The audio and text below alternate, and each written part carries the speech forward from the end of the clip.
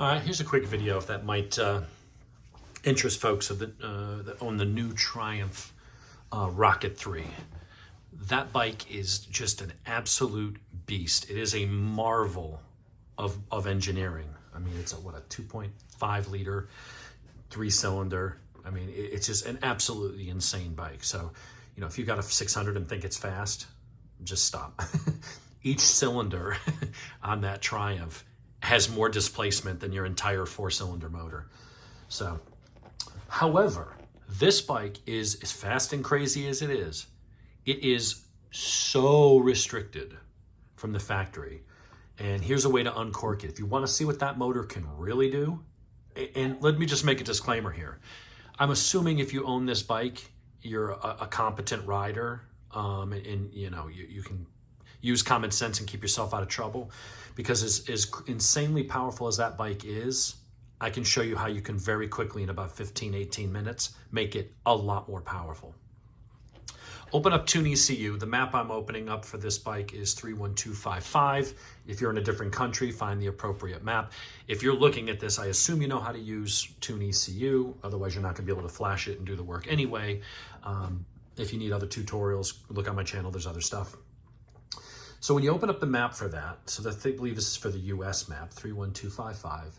There's your fuel for cylinder 1, fuel for cylinder 2, fuel for cylinder 3. Then we go to the vacuum, fuel tables, L tables. Then we get into the ignition tables. I'm not going to play with those on this bike because I don't know enough about that bike. What I do want to do is go to your ETV tables. So with ride-by-wire, there's no longer a connection. When you twist the throttle, on an older bike, there's a physical cable that goes, and it physically goes from the twist grip down to the throttle bodies. And when you twist it to 75, it opens at 75. When you twist it all the way, it opens them all the way, right? No longer the case. This is how the bike creates ride modes. That's why you can whack the throttle in rain mode, but it's going to keep you out of trouble because you may ask for 100% and it's going to go, no, we're going to give you a lot less. We're going to keep it under control. So that same mechanism that they're using for road versus rain versus sport mode or track mode, depending on the bike that you own, is all determined by these ride-by-wires. It's not fuel, right? It's not fuel. It's not ignition. Your ride modes are determined by the ride-by-wire. You twist it, and then it determines, based on the mode that you're in, how much are we actually going to open up those throttle plates? How much are we actually going to give you? This is rain mode. You are never getting more than 44.5% of the power of that bike in rain mode. These are your RPMs here. And while it shows up to 82.5 in stock configuration, red line is set as 7,000, so we only need to be concerned up to this line. But you are never getting, rain mode, and you don't want full power, right? That's the point of having rain mode. But let's go to road mode. Okay, yeah. Road mode is ETV2. So you'll look here, it's not giving you much power. You go to road, it starts giving you a little more, and it starts coming on sooner, right? The throttle is much more progressive instead of delayed. When you go in ETV3, which is your sport mode, it's still held back. You're never getting full power out of that motor. Technically, you are up to 1,000 RPMs. When you give it 100, that's as far as you're going to get. So if you want to make this more of a linear, because notice it's all linear here, but when you start getting up into the real meat of the power here, when you start giving it more throttle, that bike is so held back. It's like, even though it has a rain mode that's even more restricted, this bike is always in basically rain mode. If I were to show you a speed triple or a street triple or a speed twin or a Thruxton, you would not see any of this going on. You'd see some of it up here. You'd see it pulling up a little bit up here, but you would not see this thing just basically never delivering full power. Here's how you can undo this. You don't need to play with fueling. Now, if you did exhaust and some other mods, and yeah, you're going to want to do fueling as well. I'm talking about just taking a stock bike and simply unrestricting it. So it's just giving you the full power that the motor is, designed to give. All you have to do is go to ETV3. I would not play with ETV2 or ETV1. I would not play with rain. I would not play with road. Leave those soft and tame, but when you want to really be a hooligan or go to the drag strip or really show off or whatever it is you want to do, get your adrenaline, go to ETV3, which is your sport mode. And we're going to take this 100 down here. We're going to go to table, modify. And what I'm going to do is click and hold that and highlight it. and click copy.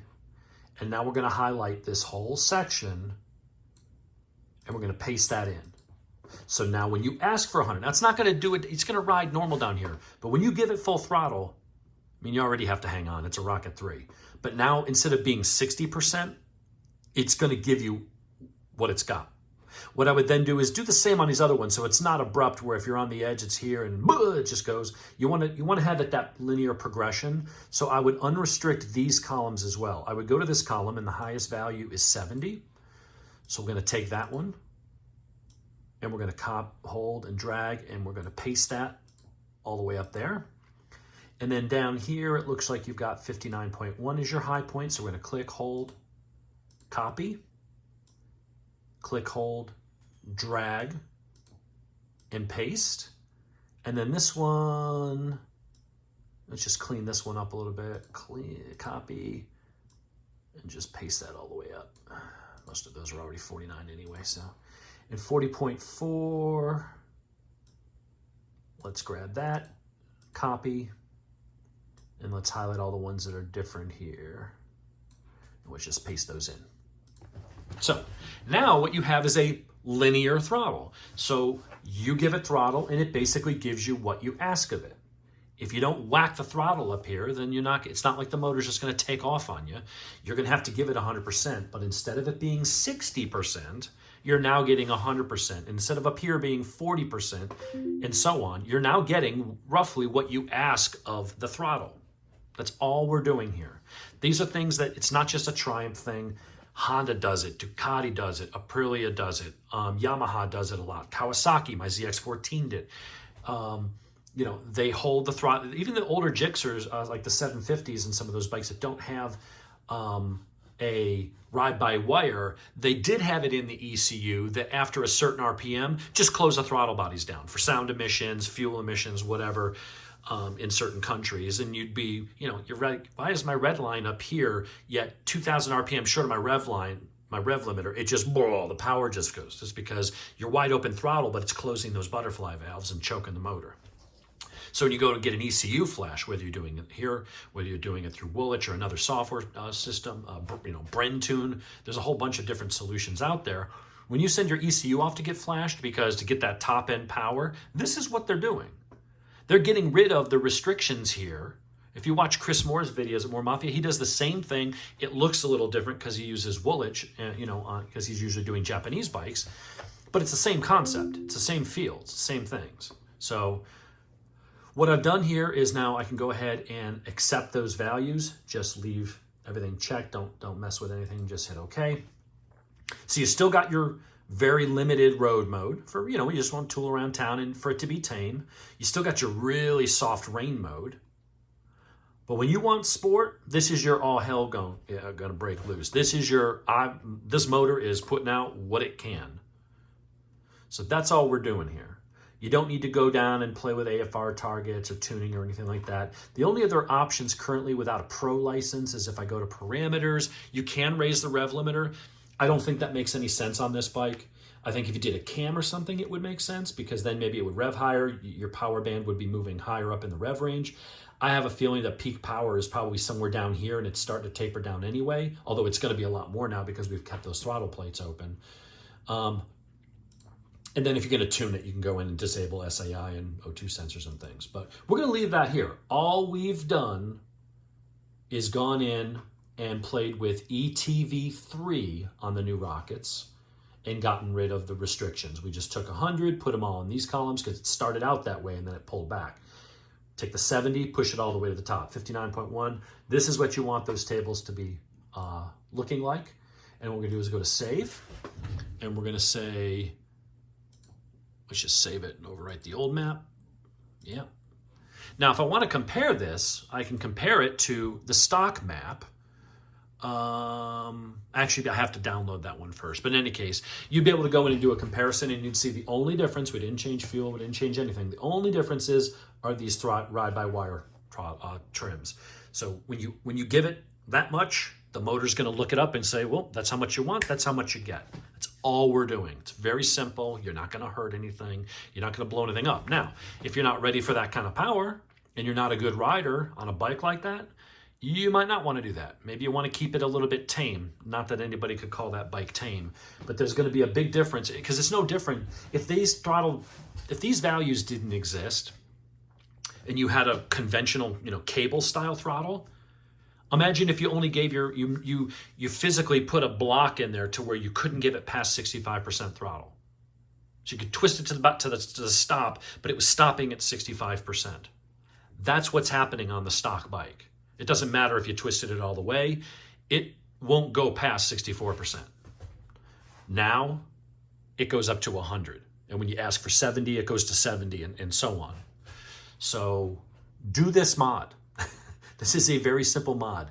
This is, well, it's free in that if you already have an Android phone and a Bluetooth connector and the $15 app, tuning ECU. But that's a good thing to have anyway, because you can go in and reset things and pull codes and sync your throttle bodies and reset maintenance minders. There's a reason to have this anyway, so you don't have to go to the dealer every damn time a year goes by and you've already changed the oil, but the stupid wrench comes on the dash. You got to go to the dealer and pay him to turn it off. You can do that yourself with this. There's tutorials on that.